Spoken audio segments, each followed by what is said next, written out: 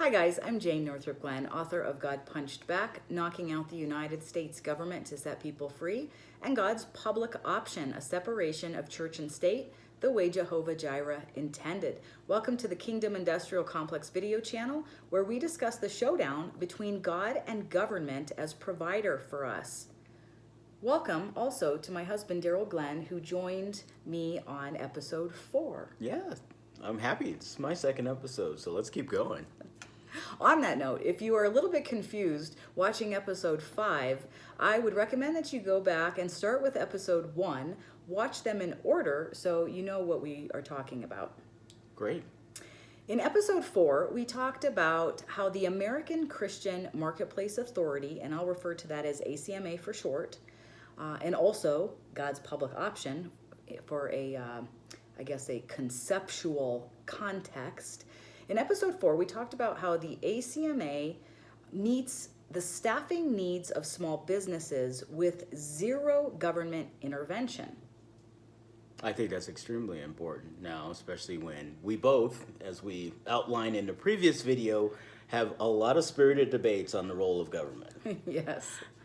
So in this episode, episode 5, we are going to talk about how the American Christian Marketplace Authority, or God's Public Option, benefits the workforce or workers with zero government assistance. Okay, let's go. So my first question, though, is where did all the employees go? You know, I do believe that they're still there, but there are a lot of people that are trying to make the decision of, okay, you know, the government has been helping us, my family, provide assistance, and they're balancing on, do I actually need to go back to work, or should I just continue to wait to see whether or not another stimulus check is going to come? Yeah, I think that's part of it, but what is perplexing is I'm not sure that those stimulus checks or enhanced unemployment benefits are still in effect. So I don't know if anybody has an answer to that. Why there's no workers for the small businesses? I would love to hear an answer to that. So anyway, so let's dive in. So the American Christian Marketplace Authority is sometimes I refer to it as a zero government replacement of the government. I like that. Because that's how I feel about how the government should be involved in taking care of people. I do believe that it's a private sector issue, particularly a Christian community or community issue to do that. Well, there's safety net programs. Look, the government does have a safety net role, but it's basically, when you're looking at what's been happening at the federal and state level, now it's almost cradle to grave. It's gone way above and beyond. We've used COVID as an excuse to get in every aspect of our lives, and we really need to rein that in. Yeah, I agree. And up to now, before the ACMA, there really hasn't been an option for people to have their needs met outside of the government from that safety net system that you're talking about. With that in mind, the ACMA requires a paradigm shift to be successful. What do you mean by that? What I mean by that is there are a lot of people out there that don't want the government to be involved, particularly financially, in the livelihood of small business owners, employees, landlords, you name it. But in order to remove the government financially from those systems, there has to be a replacement system that helps small businesses, that helps employees, that helps private property owners / landlords, that doesn't require a dime from the government. And when you do that, when you remove the financial piece from the government, you can then more easily move people more freely from point A to point B. Yeah, and I would agree with that, because when you're looking at federal dollars and state, they all come with strings attached. And anytime the federal government or state government gives the local government dollars, they then have the ability to be able to dictate behavior. whether that's projects, whether that's requirements for people to be a part of contracts, those types of things. So if you want to actually limit government, the thing that you need to do is be able to come up with private sector solutions. And empowering the private sector is absolutely the way to go. Right, and that's what the ACMA does. So again, last week we talked about how the ACMA helps small businesses with their staffing needs with no government funding. Today we're going to talk about the workforce. When you look at society and you look at a group of people that are probably the least successful in moving forward, it would be the group of people that are caught in the justice system. Mm-hmm. And it is my theory, and maybe controversial, that the reason they can't move forward is because they're under the authority of the government, and not because they continue to make bad decisions, not because they don't want to be successful, not because they don't want to do that, but because they're under the authority of the government through financial ties. So how does this membership association help them? So we move them into the ACMA. Well, how do we do that? Remember a couple years ago when we had this concept nailed down and we didn't quite know what to do with the concept, and I reached out to Dean Williams, the head of the Colorado Department of Corrections. Yeah, he actually came out and met us in a snowstorm. That's right. Yeah, I remember that. It was pre-COVID, and we met at a coffee shop with Mr. Williams, and we just pitched the concept to him. We said, what do you think about this concept? And it was a re-entry concept. It was a criminal justice, if it came under the criminal justice reform umbrella. Okay.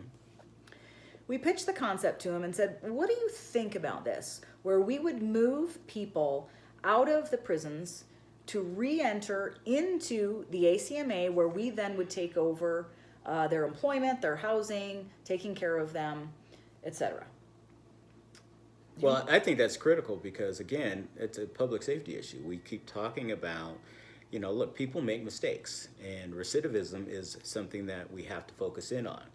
So we have all of the various nonprofits that are almost working in stovepipes, and you don't really have anybody that's being able to tie all this together. So it's important to be able to have that structure because housing is important. You need a job.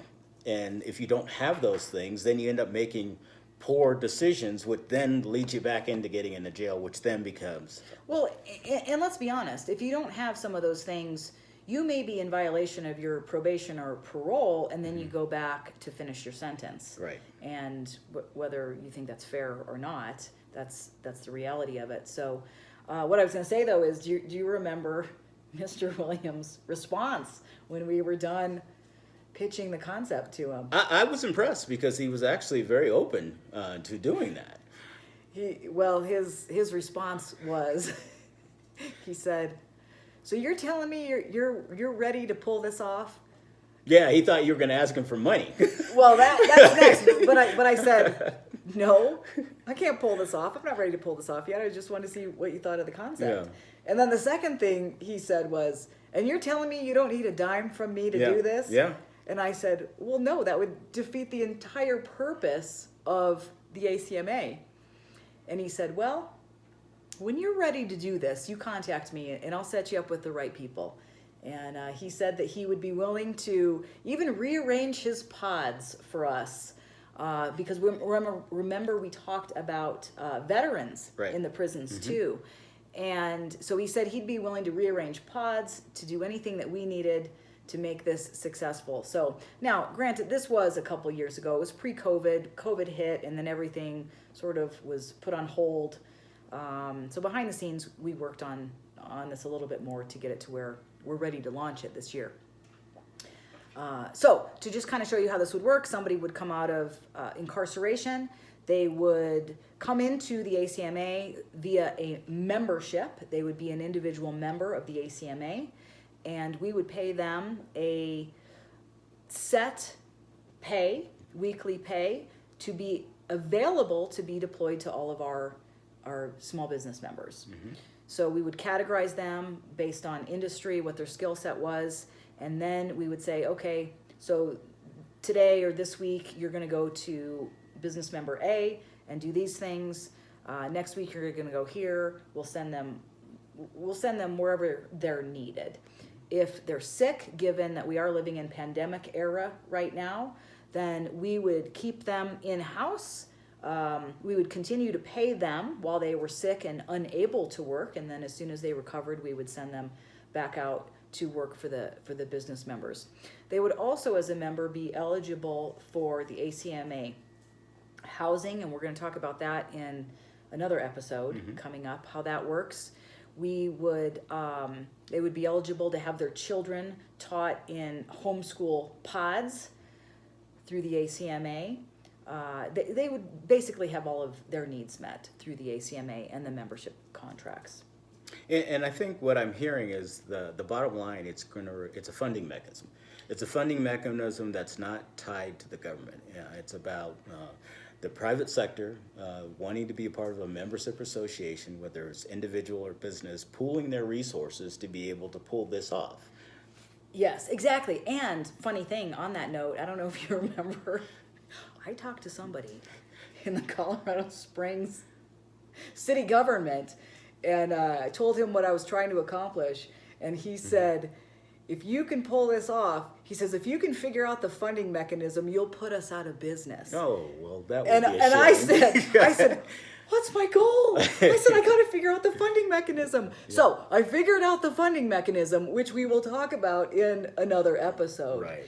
But anyway, so having said all this, I do believe that the ACMA is meant to launch as a criminal justice reform solution, also a solution to take in veterans that are disabled or abled, that are willing to work, want to work. We can take care of them, I believe, better than the government. And I also believe that the ACMA can take in a certain portion of the homeless community, because I've done a lot of work with the homeless community too, and I do know that there are homeless people who don't want to be in that lifestyle. Right. So this is a solution, I think, initially for people in the justice system, veterans, homeless people, but it's really open for anybody from a worker perspective. So how do people get plugged into this? So you can check out AmericanChristianMarketplaceAuthority.com. I'll have a link in this video to that. And we need people who want to learn more about this. Okay. Well, that's fantastic, because a lot of people complain about problems, and it's time to roll up our sleeves. And unless you want the government to come in and solve it, you need to come up with innovative private sector solutions for this. Yeah, exactly. All right.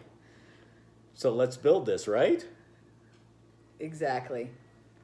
All right, if you like this video, please share it. Please subscribe so you know when other topics are coming up that you want to hear about. And in the meantime, you can learn more about this stuff through God Punched Back and God's Public Option. And in the meantime, peace out.